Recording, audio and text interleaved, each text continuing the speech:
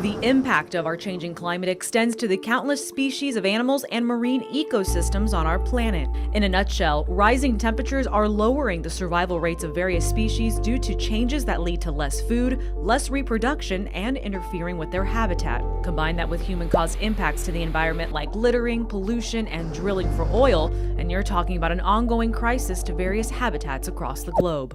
A study from the Proceedings of the National Academy of Sciences found that 1/3 of wildlife on this planet could become extinct by 2070 due to climate change. Some of the species currently considered most vulnerable, according to the World Wildlife Fund, include African and Asian elephants, the monarch butterfly, polar bears, mountain gorillas, and green sea turtles, which are typically found in subtropical and warmer waters across the planet.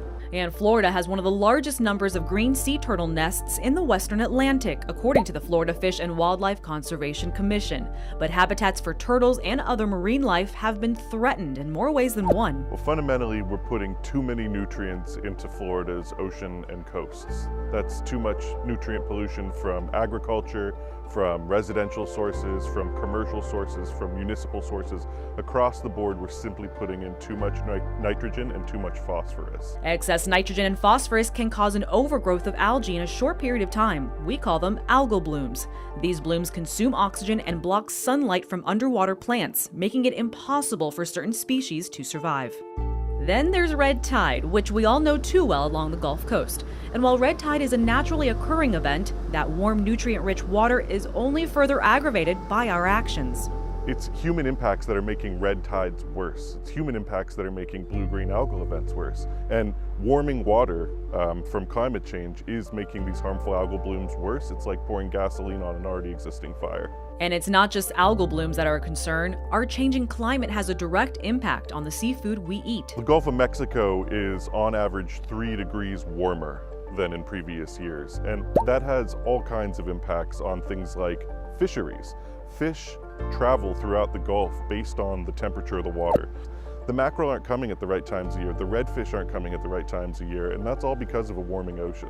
This is why now, more than ever, it is crucial we limit single-use plastics, explore smarter energy options, and combat waste and pollution. We need to make changes in our personal lives, we need to make changes at City Hall, we need to make changes in Tallahassee that improve water quality, that mitigate against a changing climate, and that remove marine debris from our coasts. Marine debris, which is any kind of human-created waste, can not only cause harm to our marine and coastal wildlife, but it can damage habitats, interfere with navigational safety, cause economic loss to our fishing industries, as well as threaten our own health and safety. Let's take a cigarette butt, for example. It's fundamentally formed up of little tiny pieces of plastic. Once that plastic gets into the environment, it can break down and it can wreak havoc on the ecosystem, not only harming sea life, but also birds if they feed those cigarette butts to their babies. Well, we're at an all-hands-on-deck moment for Florida's ocean and coasts, and we're at a crossroads, frankly, and people need to care.